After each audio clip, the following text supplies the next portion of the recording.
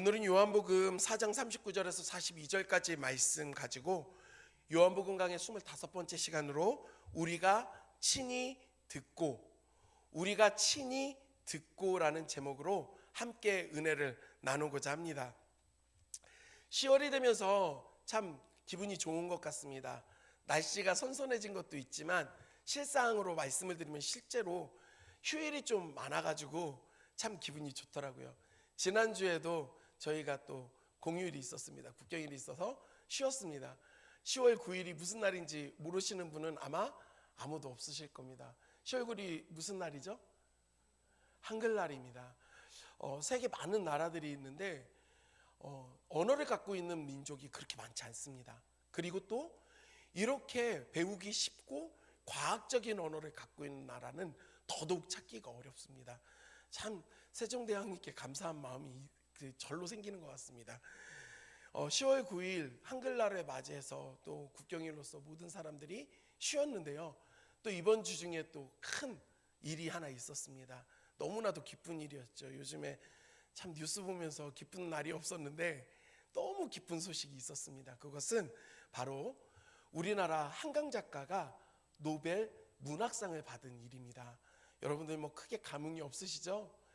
이것은 거의 불가능한 일입니다. 왜냐하면 아시아 여성 최초로 지금 우리나라 한강 작가가 이 상을 받은 겁니다. 뭐 이걸 가지고 폄훼하는 사람들이 많이 있는데 이건 폄훼할 수가 없습니다. 돈을 주고 매수할 수 있는 것도 아니고 이 사람들이 문학적인 가치가 있고 너무나도 좋은 글을 쓰는 작가를 선정해서 주는 것이기 때문에 정말 이게 우리의 국격이 높아지는 귀한 사건입니다. 사실 솔직히 말씀을 드리면 저는 그래도 아직까지는 이 노벨 문학상은 어렵지 않을까라고 항상 생각을 했습니다. 우리나라 작가들을 무시하는 게 절대 아닙니다. 저는 우리나라 그 낮 12시에 이글이글 타는 그 정오의 시간에 물을 뜨러 나왔던 것은 물이 없었기 때문입니다. 이 여자에겐 당장에 가장 필요한 것이 물이었습니다. 그럼에도 불구하고 이 여인이 그 중요한 것을 내려놓습니다. 그리고 그 낮 12시에 사람들의 눈을 피해 그곳에 나왔습니다. 자기가 구설수에 항상 올라 사람들이 손가락질하고 사람들이 자기를 너무나도 비난하는 것을 알았기 때문에 그 사람들에게 나가는 것이 싫어 사람들이 없는 시간에 물을 들어왔던 이 여인이 스스로 동네로 뛰어 들어간 것입니다. 그리고 사람들에게 외치기 시작했습니다. 내 과거의 모든 것을 알고서 나에게 말한 사람을 내가 만났다. 이게 무슨 말입니까? 더 풀어서 이야기하면 나에게 남편이 5이 있었고 지금 살고 있는 사람은 남편 아닌 거 이미 알고 있어 나에게 이야기하는 사람을 내가 만났다. 그분은 너무나도 위대한 사람이다. 우리가 기다렸던 메시아가 바로 그분이다 라고 외친 것입니다. 이 여인이 이렇게 외침 가운데 사람들이 깜짝 놀랐을 것입니다. 왜요? 이 여자에 대해서 동네 사람들이 알고 있거든요. 여러분, 제가 어린 시절 기억을 해보면 저희 동네는 시종문화입니다. 제 어린 시절에 초등학교 시절에 저희 동네에는 김씨가 90%였습니다. 그것도 흔한 김씨가 아니라 김영 김씨가 90%였습니다. 그러니까요, 어느 집에 숟가락 몇 개 있는지까지 거의 다 압니다. 잔치가 언제 있고 장례가 어떻게 나고 일거수일투족 다 합니다. 조금이라도 뭐 문제 일으키면 아이고 그 집 큰아들이 사고 쳤대 다 합니다. 이때 어땠을까요? 똑같습니다. 다른 매체가 없어요. 구설수에 올릴 만한 특히나 비난받을 만한 그 과거를 가진 여자에 대해서 동네 사람들이 모를 수가 없습니다. 모두가 알고 있는데 이 여자가 지금 그렇게 피하던 사람들에게 뛰어와서 외치고 있으니 깜짝 놀란 것입니다. 우리는 전도를 하면서 때로는 그런 생각을 합니다. 멋진 그런 전도할 수 있는 말을 우리가 배워야 된다. 전도법을 교육받아야 된다. 이런 생각을 하기도 합니다. 또한 과거에 한 10년 전쯤에는요 그런 이론이 있었습니다. 고지론이라고 해서요 그리스도인들이 높은 자리에 올라가야 된다. 성공해야 된다. 그래서 그 높은 자리와 성공한 자리에서 그것을 가지고 하나님의 선한 영향력을 나타내고 복음을 증거해야 된다라고 이야기를 했었습니다. 그래서 우리 안에 자기도 모르게 내가 전도를 하려면 뭔가 특별한 능력이 있어야 된다, 내가 성공해야 된다라고 하는 막연한 그런 생각들이 우리 안에 자리하고 있다라는 것입니다. 그런데 사랑하는 성도 여러분, 오늘 본문의 말씀을 보고 사마리아 여자를 보니까요, 이것이 다르게 나타납니다. 이 여인이 예수님을 만난 이후에 갑자기 집으로 뛰어가는 겁니다. 그리고 남자한테 이야기하는 겁니다. 빨리 내 집에서 나가라고, 내가 이제부터 준비해야 될 것이 많다라고 하면서 검정고시를 보고, 또 거기에서 대학 입시를 준비해서 대학에 들어가고, 그래서 성공한 다음에 학위를 받고, 그래서 사람들에게 인정받을 만한 것들을 가지고 내가 예수님 만나서 이렇게 변했어요 외치는 게 아니었습니다. 그렇게 예수님을 만나는 즉시 변화된 그 마음을 가지고 그냥 마을로 뛰어 들어갔다라는 것입니다. 우리가 전도에 필요한 것이 무엇인가? 바로 예수 그리스도를 통해 변화된 우리의 삶의 모습이 있으면 전도할 수 있다라는 것입니다. 내가 예수님을 믿기 전에는 이랬는데 그 예수님을 믿고 난 이후에는 내 삶이 이렇게 바뀌었다라고 하는 그 고백이 있다고 한다면 누구나 다 전도할 수 있다라는 사실입니다. 이 사실을 믿으십니까?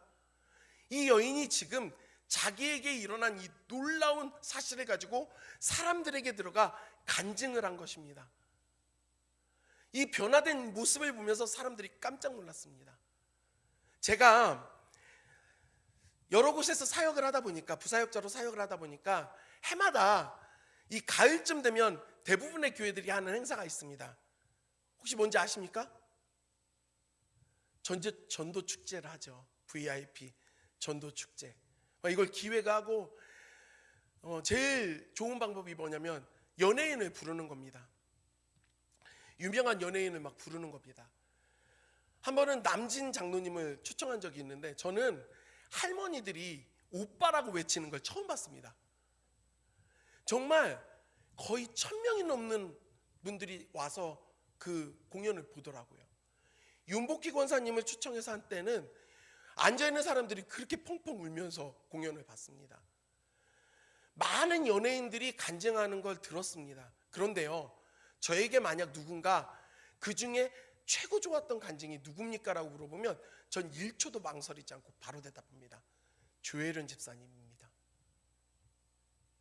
조혜련 집사님이 한 간증이 잊혀지지 않습니다. 여러분, 조혜련 집사님이 예수 그리스도를 믿기 전에는 남녀호랑개교였습니다. 단순히 그냥 타종교 가진 정도가 아니라 매일마다 시간 정해서 주문 외우듯이 기도하고 얼마나 열심히 했던 사람인지 모릅니다. 그런데 이 조혜련 집사님을 너무나도 사랑하는 이성미 권사님과 그리고 또 박미선 권사님, 이런 분들이 끊임없이 이야기한 겁니다. 예수 믿어야 된다라고. 근데 이게 너무 싫어서 얼굴 피하고 피해 다녔다라고 고백을 하더라고요. 그러다 어느 날 그 인생이 너무 힘든 시간들 가운데 예배를 드리러 초청받아서 갔을 때 거기에서 예수님을 믿은 겁니다. 그리고 난 이후에 삶이 완전히 달라졌습니다. 제가 부끄럽더라고요. 그분이 예수 믿고 난 이후에 고백한 게 뭐였냐면, 하나님 말씀 읽는 게 얼마나 기쁘고 행복한 일인지 모르겠다고. 그러면서 당시 저희 교회 성도들에게 뭐라고 얘기했냐면, 이 좋은 말씀을 왜 안 읽냐고. 자기는 이해가 되지 않는다고. 그리고 하나님께 기도하면 들어주시는데 왜 기도 안 하냐고. 자기가 참 이해가 안 된다라고 그렇게 이야기를 하더라고요. 뿐만 아닙니다. 여러분, 조혜련 집사님이요, 이전에 그 가정이 방송에, 예능에 나왔습니다. 자녀들이요, 엄마와 관계가 너무 안 좋은 게 계속 비춰졌습니다. 그런데 이분이 예수 믿고 난 이후에 자녀들과 함께 방송에 이것이 다시 나왔는데 완전히 달라졌습니다. 딸을 향해서 말하고 있는, 그러니까요, 믿지 않는 사람들도 야, 사람이 어떻게 이렇게까지 변할 수 있냐. 근데 이분은 당당하게 얘기합니다. 내가 예수를 믿어서 이렇게 바뀌었노라고. 그러니 제가 너무 감동이 되더라고요. 이분 고백이 어떤 대단한 것이 있어서가 아닙니다. 사실 솔직히 말씀을 드리면 조혜련 씨는 지금 꽤 이름 있는 코미디언으로 우리나라에 탑을 찍지 않습니다. 많은 사람들에게 엄청난 사랑을 받고 많은 예능 프로에 나오는 사람도 아닙니다. 근데 그의 간증이 너무나도 큰 울림이 됐던 이유가 무엇이었냐면 변화가 있었기 때문에 그렇습니다. 예수 그리스도를 통한 변화가 있으니 울림이 있다라는 것입니다. 사마리아 여자가 그랬습니다. 예수님을 만난 이후에 진정한 변화가 그 안에 일어나니 사마리아 사람들이 그에게 반응을 한 것입니다. 우리 본문 말씀 39절을 다 같이 함께 보도록 하겠습니다. 39절 다 같이 읽겠습니다. 시작.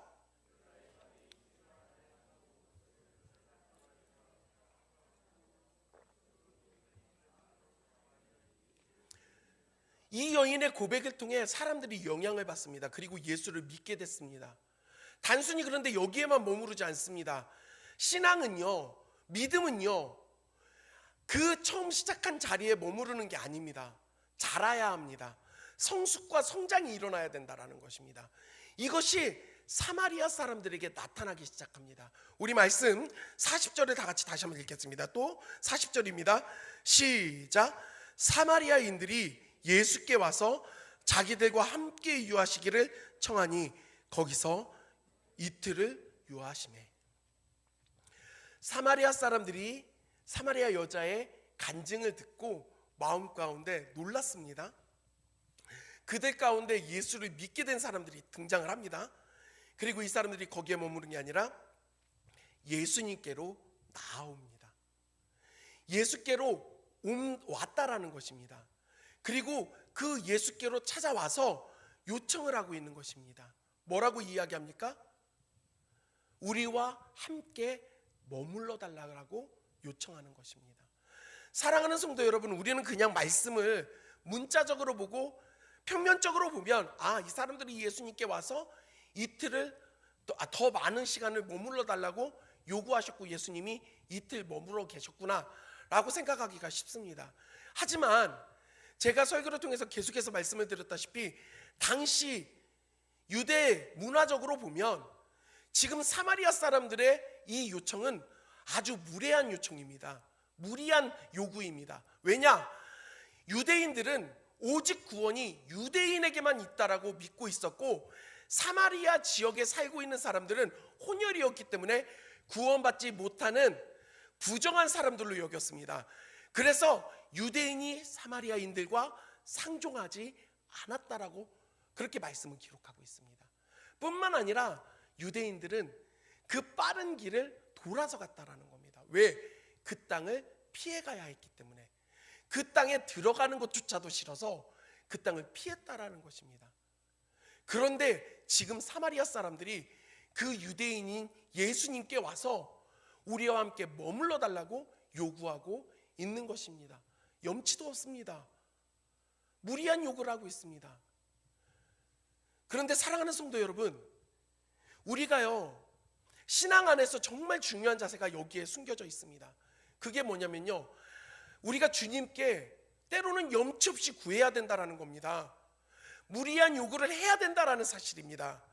우리나라는 유교 문화입니다.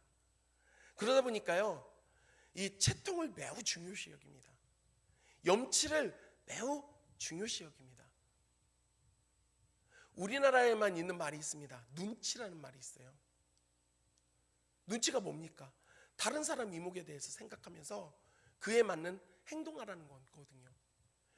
이게 우리에게 뿌리 깊게 박혀 있다 보니까 신앙생활 가운데서도 그런 모습들을 우리는 종종 취합니다.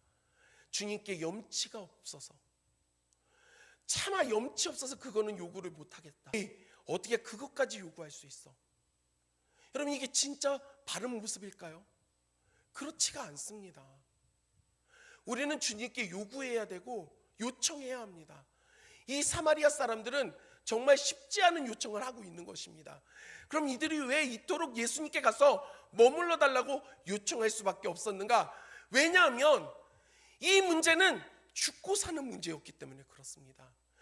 예수 그리스도를 만나면 사는 것이요, 그 예수님을 만나지 못하면 죽는 것이기에 이들은요 앞뒤 잴 수가 없습니다. 염치 불구하고 그냥 가는 겁니다.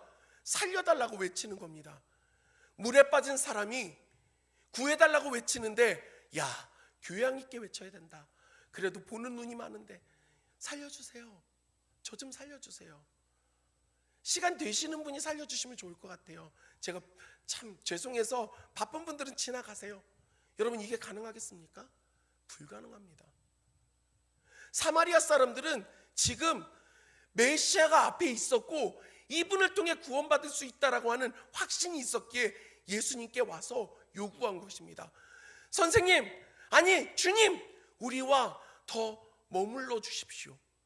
놀라운 사실은 무엇이냐면 예수님께서 그들의 그 요구를 듣고 멸시하시고 멀리하신 것이 아니라 그곳에서 이틀이라는 시간을 더 머물러 주셨다라는 사실입니다.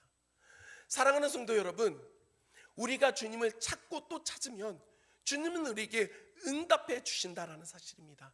우리 말씀 한 구절 같이 보도록 하겠습니다. 아모스서 5장 4절 말씀입니다. 아모스서 5장 4절 다 같이 읽겠습니다. 시작. 여호와께서 이스라엘 족속에게 이와 같이 말씀하시기를 너희는 나를 찾으라 그리하면 살리라. 너희는 나를 찾으라 그리하면 살리라. 구하고 또 찾으라는 겁니다.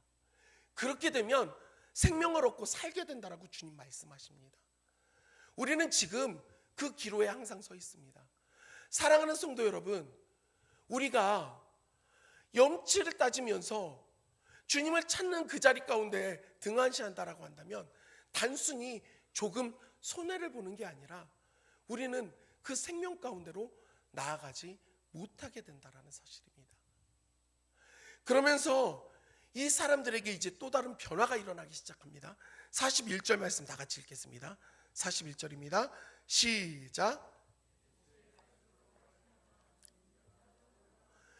예수의 말씀으로 말미암아 믿는 자가 더욱 많아. 이들이 예수님께 함께 머물러 달라고 요구했고 예수님이 이틀의 시간 그들과 함께 있으면서 이 사람들이 어디에 집중하냐? 예수님의 말씀에 집중을 합니다. 말씀을 듣습니다. 이 말씀, 이것이요 헬라어 원어가 로고스입니다. 우리 잘 아는 말입니다. 말, 연설, 주장 이런 뜻이 있습니다. 근데 이게요 우리 기독교적인 관점에서 종교적으로 사용되어지면 어떤 뜻이 있냐면 하나님의 말씀, 복음이 됩니다. 지금 이 사람들이 처음 첫 발자국은 누구를 통해 내딛었냐면 사마리아 여자를 통해 그 첫 발자국을 내딛었지만 이들의 믿음이 어디에서부터 이제 더욱더 커지냐? 예수 그리스도 말씀, 복음을 통해 그들이 완전히 변화되어지고 인격적 만남을 이루었다라는 능력이 있는 사람들이 있어서 이루어지는 것이 아니라 예수 그리스도를 통하여 이루어진다라는 것이고 그 예수 그리스도가 온전히 회복되어지고 살아있는 교회는 능력이 나타난다라는 사실입니다. 우리 장유수정 교회가 복음 예수 그리스도로 충만한 교회가 되기를 간절히 소원합니다. 간절히 소원합니다. 제가요 SNS에 글을 안 올립니다. 왜냐하면 그게 항상 부끄러운 그 역사가 되거든요. 과거에 너무 부끄럽게 올렸던 글은 삭제를 안 합니다. 두고두고 흑역사로 남겨놓고 항상 경각심을 갖기 위해서 한 번씩 이제 SNS에 들어가면 이제 친구들이 뭔가 사진을 올리기도 하고 글을 올리기도 하는데 이번 주에 친구 목사가 사진 하나 올린 거예요. 그리고 글을 하나 올린 겁니다. 그 교회에 얼마 전에 그 배우가 등록을 한 겁니다. 개척한 교회인데 배우가 등록을 했는데 제가 이 배우 이름은 얘기하지 않겠습니다. 근데 보면 그냥 다 아는 배우예요. 지금도 너무 왕성하게 활동하는 중년 배우인데 얼마 전에 침례를 받고 또 교회 성도로서 목회자와 시간을 보내는 이런 사진들을 올리면서 그 내용들을 써놓은 거예요. 그러다가 저도 사람인지라 제 마음 가운데 우리 교회도 좀 유명한 사람 하나 정도가 와서 제가 들어보니까 그 싱어게인의 정홍일 씨가 여기 김해 출신이라면서요. 그런 분들이 예수 믿어서 우리 교회 오면 그래서 그분이 막 예수 믿어야 된다라고 하면 좀 사람들이 오지 않을까 이런 생각이 사람인지라 들더라고요. 제가 계속 그만 갖고 있진 않고요.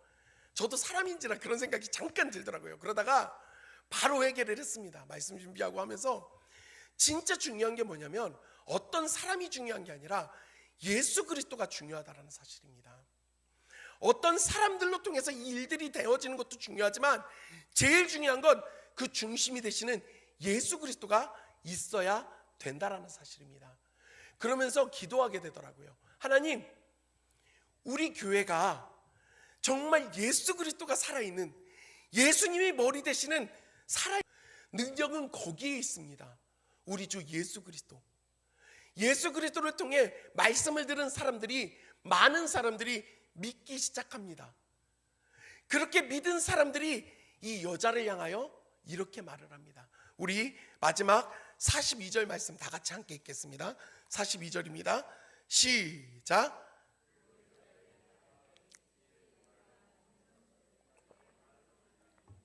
이는 우리가 친히 듣고 그가 참으로 세상의 구주이신 줄 알미라. 굳이 안 해도 되는데 좀 서운하게 여자에게 바로 이야기하는 겁니다. 야, 우리가 지금 믿는 것은 네가 전달해 준 것 때문에 우리가 지금 예수님을 믿는 게 아니야. 우리가 직접 예수님을 만났고 그 예수님의 말씀을 들음으로 말미암아 우리가 그분이 참으로 세상의 구주라는 것을 깨닫게 됐어, 알게 됐어, 이렇게 고백을 합니다.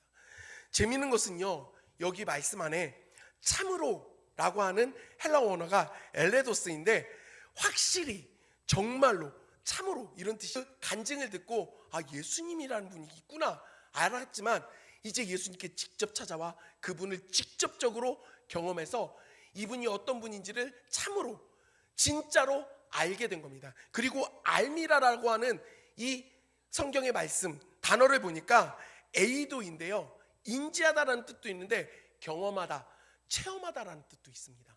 그러니까 이들이 예수님을 직접 만나서 체험하고 경험하니까 예수님이 어떤 분인지, 바로 세상의 구주인지를 깨닫게 되었다라고, 알게 되었다라고 고백을 하는 것입니다.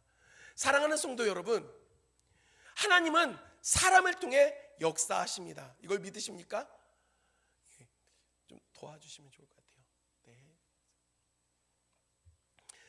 하나님은 사람을 통해 역사하십니다. 그런데요, 중요한 것은 무엇이냐면 사람을 통해 역사하시지만 그 모든 역사는 하나님을 통해 나오는 것이고 예수 그리스도를 통해 이루어진다는 사실입니다. 이게 매우 중요해요. 제가 신앙생활을 하고 사역을 하면서 참 제 마음 가운데 안타깝게 들리는 말들이 있습니다. 너무 안타까운 말이 있어요. 그게 뭐냐면 사람한테 상처받아서 교회 안 나가요. 내가 그 사람한테 상처받아서 예수 안 믿기로 했어요. 이렇게 말하는 분들을 종종 만나게 됩니다. 물론 오죽하면 그 마음이 그럴까라고 하는 참 안타까움과 아쉬움이 있지만 다른 한편으로는 참 답답합니다. 여러분, 한번 제가 비유를 통해 말씀을 드려볼게요. 내가 큰 병에 걸린 거예요. 바로 의사를 만나야 되고 수술을 하고 치료를 받아야 되는데 아는 지인이 정말 좋은 대학병원에 우리나라에서 최고라고 꼽히는 교수님을 안다고 해서 소개를 해준 거예요. 그 관계로 소개를 해줘서 만나게 해줘서 치료 일정도 잡고 수술 날짜도 잡은 거예요. 그런데 이러는 과정 가운데 그 병원 소개해준 지인하고 싸운 겁니다. 싸운 거예요. 그래서 에이, 기분 나빠, 나 기분 나쁘니까 그 병원 이제 안 다닐 거야, 수술도 안 받을 거야 하는 사람 있을까요, 없을까요? 있을까요, 없을까요? 없습니다. 싸운 건 싸운 거고 서운한 건 서운한 거고요. 살아야 될 거 아니에요. 최고의 의사가 있고 최고의 시설의 병원에서 치료를 받을 수 있는데 왜 포기합니까? 그런데 우리가요, 그렇게 하는 거예요. 사람 때문에 예수님을 버린다. 사람한테 상처받아서 나는 주님 멀리할 거야. 그럼 이게 얼마나 안타까운 말입니까? 사람을 의지하는 거예요. 이 사람들이 이야기한 겁니다. 사마리아 사람들이. 우리가 이제 예수 그리스도를 믿게 됐는데 너의 고백만으로 믿는 게 아니라 우리가 인격적으로 예수 그리스도를 만났고 그분을 경험했어. 그래서 그분을 믿는 거야. 사랑하는 성도 여러분, 믿음의 시작은 우리 주위에 있는 사람들을 통해서 우리가 첫 발자국을 내디딜 수 있습니다. 그렇게 시작이 되어졌어요. 부모님을 통해, 자녀를 통해, 내 형제 자매를 통해, 내 주위의 이웃을 통해 우리가 그렇게 시작이 되어졌습니다. 그렇다고 한다면 이제 우리의 신앙이 성숙하고 자라나서 예수 그리스도를 인격적으로 경험함이 있어야 된다는 것입니다. 예수님을 내가 개인적으로 만나는 그 믿음의 경험이 있어야 된다는 것입니다. 그래야 우리는 흔들리지 않습니다.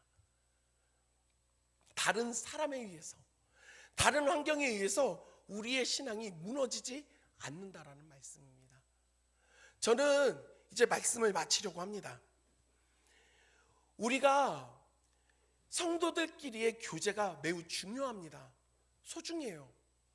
그런데 사랑하는 성도 여러분, 그 교제가 예수님보다 중요하진 않습니다. 인간과 인간의 그 관계가 너무 소중하지만 그 관계 자체가 예수님보다 먼저 되어진다라고 한다면 그것은 우상이 될 수밖에 없습니다. 우리가 신앙생활 하다 보면 어떻게 모두 다 좋겠습니까? 나를 힘들게 하는 사람들도 있고요, 교회 안에 나에게 상처를 주는 사람도 있고요, 정말 미운 사람도 있습니다. 뿐만 아니라 나를 통해 또 상처받는 사람들도 있습니다. 그런데요, 이 모든 것이 예수님보다 중요하지 않다라는 것입니다. 우리의 신앙의 그 성숙이 온전히 이루어져서 사람 중심이 아니라 예수 그리스도를 인격적으로 만나는 저와 여러분들이 되기를 간절히 소원합니다. 제가 말씀을 준비하다가 어떤 분이 그 글을 하나 인터넷에다가 댓글을 하나 이렇게 걸어놓은 걸 봤어요. 이렇게 쓰여 있더라고요. 우리에게 가장 중요하고 의미 있는 일은 예수님을 아는 것이다. 예수님을 만나는 것이다. 그분을 알려면 말씀이 필수적이다. 그런데 제 마음에 확 다가왔던 한 문장이 있습니다. 뭐냐면 이거예요. 그 어떤 기적과 놀라운 경험도 내가 예수님을 만난 이 경험에는 비교할 수 없다. 어떤 사람들은요, 대단한 간증을 합니다. 자기의 삶 가운데 어떤 놀라운 기적을 경험했다라고 말합니다. 그럼 우리는 그걸 부러워만 해요. 사랑하는 성도 여러분, 우리가 예수 그리스도를 인격적으로 만나고 구원받은 그 은혜에 비하면 그 어떤 것도 비교할 수가 없는 겁니다.